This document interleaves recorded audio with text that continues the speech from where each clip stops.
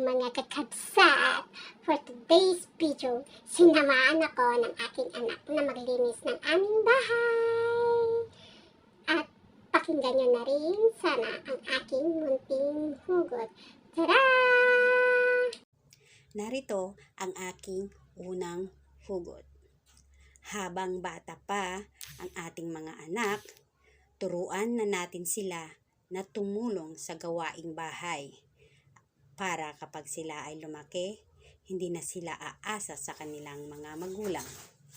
At palakihin na rin natin sila ng puno ng pagmamahal at may pananalig sa ating Panginoon. Woo! Abangan ninyo ang aking pangalawang hugot.